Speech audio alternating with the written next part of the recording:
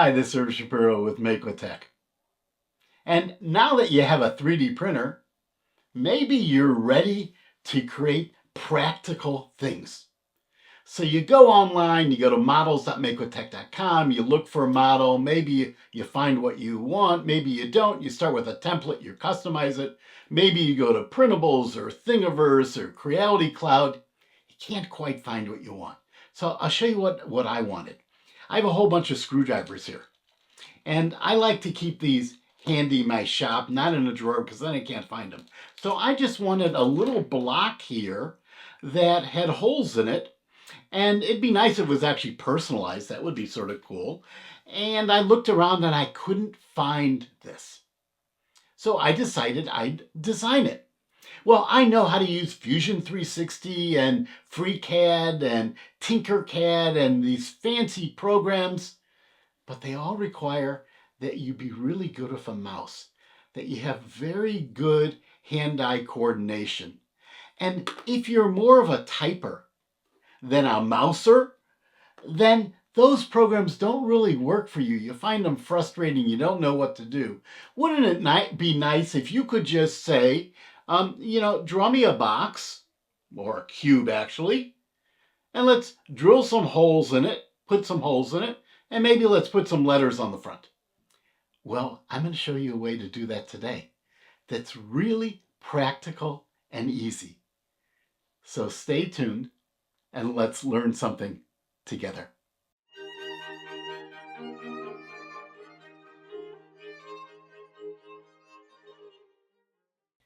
The Make with Tech family of educational resources includes a blog where you can learn by reading, this YouTube channel where you can learn by watching, a community where you can learn by engaging, and today we're going to use models.makewithtech.com, a set of resources for creating custom models.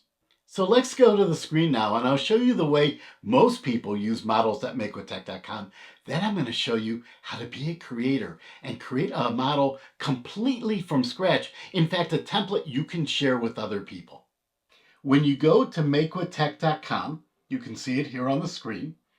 You have sort of a advertising screen that tells you a little bit about the product. Okay, now let's look at how a typical user would use the free tier is a good example. So you would click on this icon here to search for models. And you could search for models by typing in a phrase such as bracket. And you can see all the different bracket types that are available here. Now I can also go back to the home page, which is organized as favorites or models that have been selected by our team. So I'm going to look at this particular bracket here. It's an L bracket. I can look at a 3D rendering of that bracket and, well, this looks pretty good. I just want it to be wider. So how would I do that? Well, I'm going to click on the box here, and that brings up the customizer. Now you customize it by filling in entries down here. You save your parameters, which is once again will be a premium feature over here. So before we customize it, let's look at what sort of the standard bracket is set up as. That looks good. But now I'm going to take and make my bracket a little bit wider. And let's look at what happens. Now we have a wider bracket. And I can rotate that around, I can flip it over, so I can see it from different sides. Now, when I'm ready to use it, I have all of these parameters here, and depending on the model, there'll be a lot of different parameters. When I'm ready to use it, I have to generate it or render the model. So I just click on Generate here. It tells me it's queued to work. And some of us are used to some systems where when you queued a model, it took a really long time, maybe days. Well, in this case, our model's already done. So I didn't even have to look over here into the queue because it's already done. I can go right to the results. And we can see we have our model here that we've made wider. Okay, so that's the basic way to use it. You'll see here I have a whole bunch of models I've saved. There will be limited storage if you're on a free account. Premium account, you basically get unlimited storage. I think it's 1,000 modules. What is a template? The thing that I'm customizing here. Well, I can look at a template here by clicking on the pencil, and I'll see this is the program behind this model. Now, this is a relatively complicated one, but in fact, you can get started in a very simple way. So I'm going to show you how I got started building my screwdriver holder. So let's think about this a little. What is this? It's a cube. Okay, that should be easy. And it has cylinders in it that are hollow. That's what happens when you drill something out. So let's see if we can do that from scratch, creating our own template that other people could use. So I'm going to click on the pencil over here, and that's going to bring me to an editor. And this is actually an OpenSCAD editor, because the scripting language or the programming language, and don't let that word programming scare you. This stuff is easy.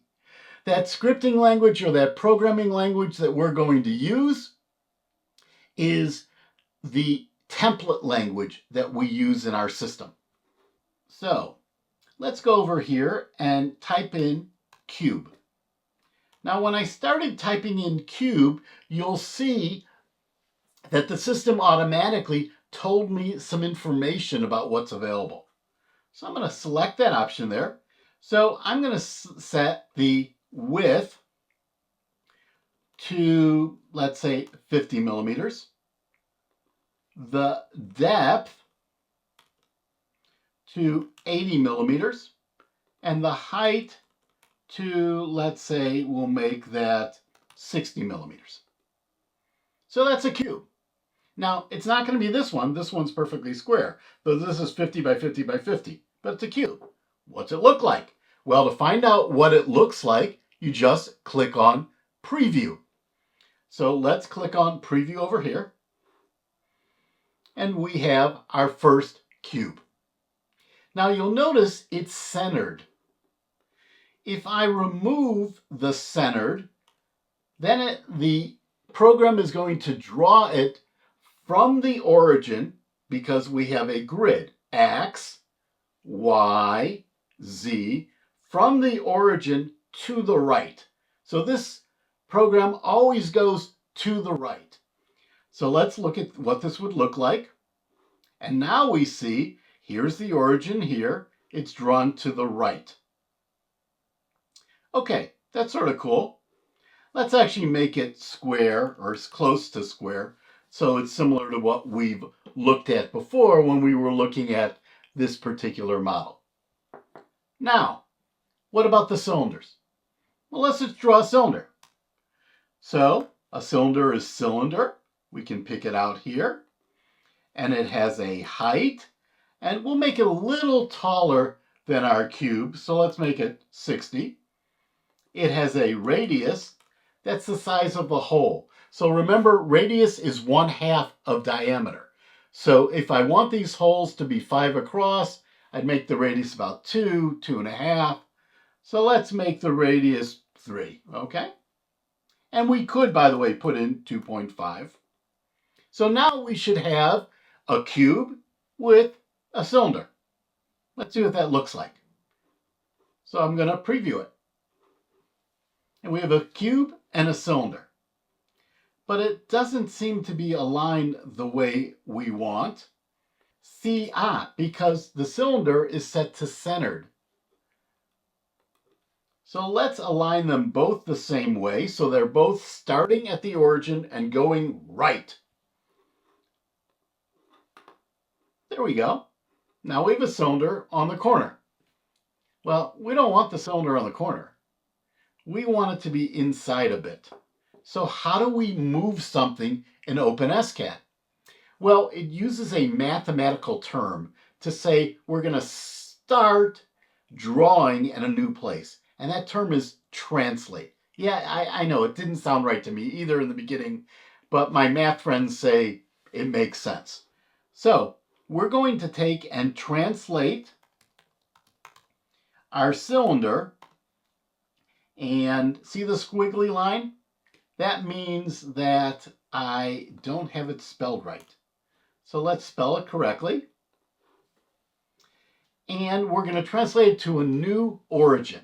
Well, a dot in this X, Y, Z grid is defined by three numbers: the X, the Y, and the Z.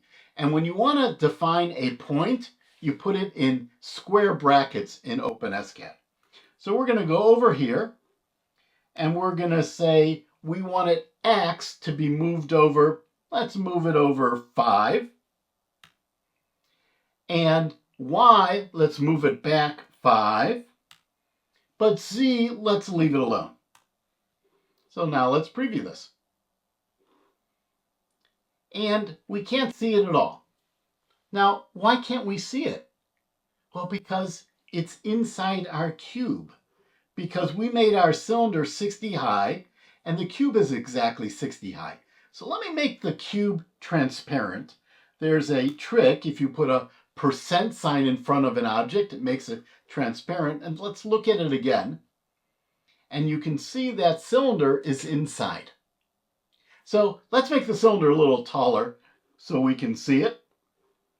So we're going to make the cylinder 65. And we have the first one in place. Now, if we want to see our object in high resolution, the way an STL file being displayed would be seen, then we go ahead and render it. Now, why aren't we rendering all the time? Because rendering takes longer. Preview is really quick, you saw, but rendering could take minutes depending on the model. Now, I'll tell you a secret. For simple models like this, render and preview are probably almost the same time. But let's click on render. It tells us two things. Number one, that colors aren't going to be displayed. What do I mean by that? Well, I could go over here while that's rendering, and it's already done, you can see here. And I could add a color here so we could see in the preview the cylinder more clearly. So see the cylinder here? But now if I render it, we'll re-render it so that we're rendering exactly the same script. And now let's take a look at it. And we see here that we have our cylinder. There it is. But for one thing, it's not cut out. It's sort of just there. And it's no longer in red because we're not in a preview any longer. So I'm going to click back on the word editor here and go back to this model. And how do I cut this out? Well, if I want to subtract one thing from another, what's another word in math for subtraction? Difference. So let me take the difference, and I can just click on that here. And I take the difference of a second object from the base object. In fact, I take the difference of many objects from a base object. So I'm going to use parentheses, brackets actually, to take and collect together all of my objects. So I have the first object is a cube. The second object is a red translated cylinder. Now, why is that a single object? Because there are no semicolons between them. So when you have a string like that with no semicolons, it's a single object with effectively modifiers. Let's see what it looks like in our preview. Okay, there we go. Well, we're probably going to want to move that a bit more. So let's change this to 15 and 15 and see what that looks like. That's a little too much. So we'll make it 10 and 10. There we go. That's a good position for the first hole. Now, we want to put more holes in. So we can add another hole. So let's copy this. Whoops. And one, there we go. And paste it. And let's do a preview. And what do we get? we get the same hole. Why? Because I've just put them both in the same position.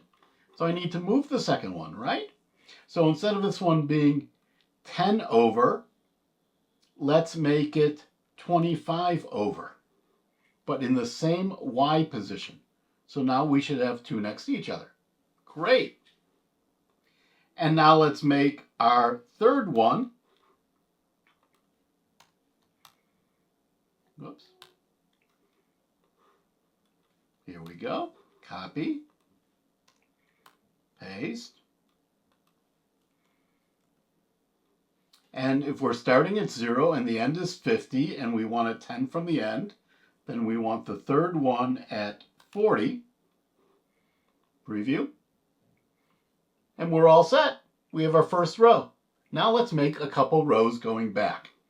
But you know, it's very easy to get confused here. So I'm going to show you a little trick that you ought to be doing. And that trick is to put comments into your code. So how do we do that? Well, anything that starts with a double slash is not going to be interpreted. It's not going to become part of the objects. So we're going to say this is row 1. And then I'm going to copy this whole thing. Command C or Control C. I'm going to paste it there. And I'm going to paste it there. And let me fix this up a little bit. I'm going to scroll this up. Make this easier to see. There we go. And we'll make this row 2. And we'll make this one row 3. Now, what's the difference between row 2 and row 1 and row 3? Well, the X positions are the same, but we're going to want to change the Y position. So the Y position on this one is going to be 25 because we want it in the middle. And the Y position on this one is going to be 40 because we want it to be at the back row. Let's do a preview. And boy, that looks similar to this. That was really pretty easy. And I didn't have to drag things and align things and use fancy commands. Just a little bit of simple arithmetic. X, Y, and Z. Now, let's get fancy. But before we do that, we ought to check our work. Let's see what this actually looks like as a full 3D model. So we're going to go over here and click on Render. OK. And it's going to take a little longer because it's got to render all those circles now. Oh, it's already done. Pretty fast. So we can either click here and dismiss, or just click dismiss and go over here. And we can see here is our model. And there we go. But there are a couple things that are wrong here. The first is those aren't circles. And the second is the holes are going all the way through. So let's go back to our model and reload it, because our model was stashed away. To stash a model means to save it locally. You can only stash one model. It's like putting it in your back pocket so you can use it again later, or putting it in that top drawer of your desk. But every time you go to render a model or do one of those functions, it stashes it for you. Now, the first thing we're going to do is we're going to raise the holes up a little bit. So this time we're going to adjust what? X, Y, Z. So we'll just raise them up 5 millimeters. And that will give us a 5 millimeters of plastic on the bottom.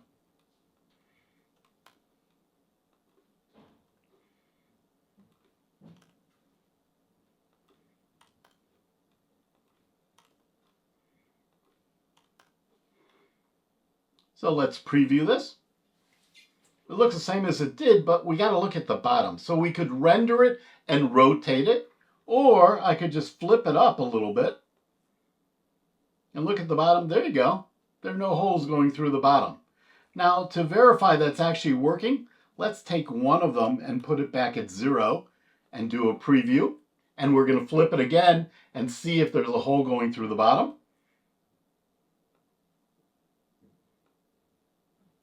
Yep, there's our hole going through the bottom. Now you can barely see it because it's right on the bottom, but trust me, it's going through the bottom. So we're going to flip that back. And now we're ready to do something more exciting. This was not customized, but one of the advantages of 3D printers is you can make bespoke items, custom items that are specifically for you. So let's have some fun here, and let's add some text. Make with tech. And so we can see it, because orange on orange will be hard to see. Let's make it red. And let's preview. Now, where is it? Well, text gets written to the right from the bottom, but it can be written all the way on the bottom. So this has a Z that goes up to 50. Our text is down at 0. So if we flip this a bit,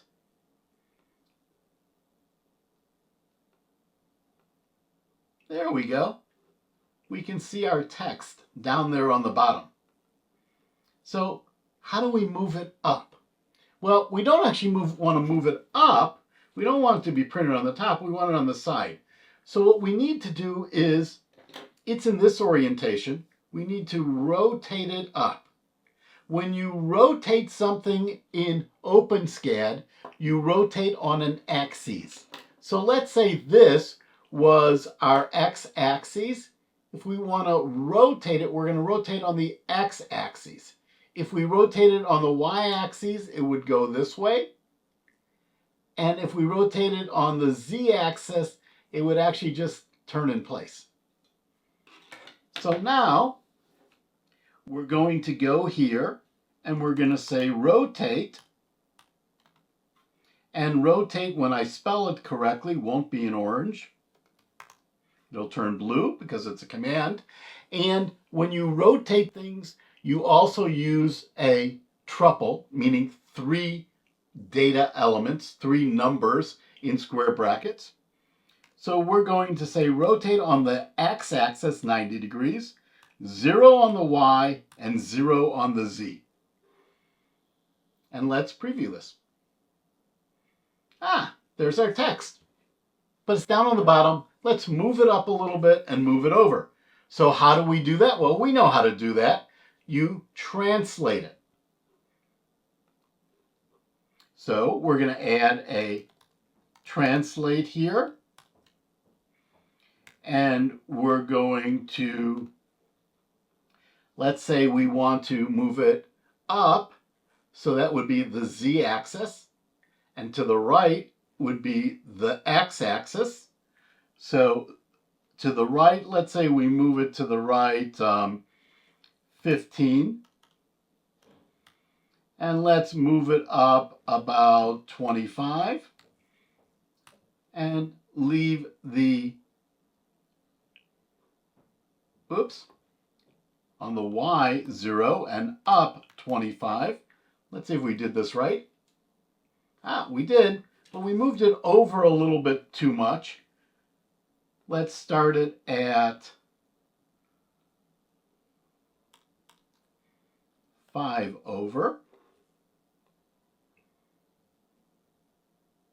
A little, not quite enough. So we'll make this 8. There we go. That looks pretty good. Now, there's going to be a problem. Let me show it to you by demonstrating it on the 3D model. I'm going to actually render it now. Once again, it'll give us that warning. It'll render. It's going to take a little bit longer now. Whoop, it's done though. Not that much longer. And we have our box, the holes. The holes are still not circles. We're going to have to fix that. Fortunately, they no longer go through the bottom, but where's our text? Well, it's orange on orange, but shouldn't I still be able to see it? Well, no, because text is a two-dimensional object. How do I know that? Well, there's a cheat sheet built in here. If you click on that there, it'll show you all of the commands. You can see here all of the commands. These are three-dimensional objects. These are two-dimensional objects. That means text is flat. If I want to give it height, I have to extrude it. So we're going to go over here and we're going to add extrude. Well, there is no extrude, but there's linear extrude. Linear extrude gives it height, and a rotate extrude makes it a cylinder. So we're going to do a linear extrude, and we really don't want all of those. Let's put this on another line just to make it easier to see. We don't want all those extra parameters. We don't need them. We just need height. And we're going to give it a, let's see here. Let's give it a height of 3 millimeters. And whatever is in the curly brackets is what's going to get extruded. So we're going to actually indent this a little so it's a little easier to read. So we have a color of red. We have our translated, rotated, linear extruded text. Boy, that's a mouthful. But if you take it step by step, it's really easy. You drew your text, you extruded it to give it height, then you rotated it into the position you want, and then you moved it up. It's really pretty simple. Pretty simple. Let's see if this works. Cool. Cool. Now, let's render it and see if we can see it now in our final model. Remember, the color won't be there, but we will be able to see the three-dimensional shape.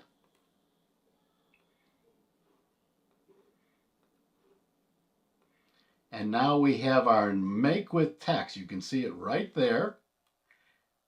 And the only thing we need to do is fix the holes. So to fix the holes is really pretty easy. We're going to go back to the editor.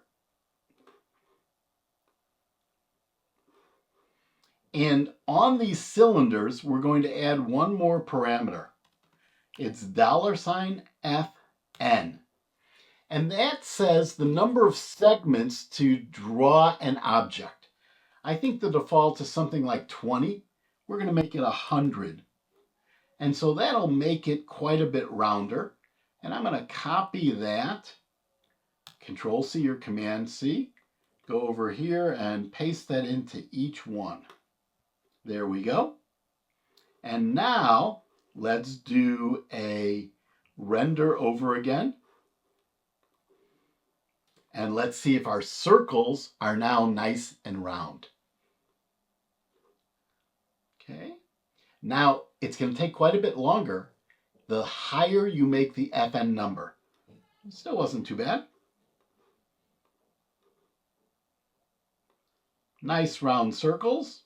They don't pop through the bottom. Our text on the outside. Boy, that was easy and relatively fun. Now, the nice thing is we have all of our iterations right here. So we can see we started with a cube that had a cylinder popping out of it. Then we experimented with putting the holes inside.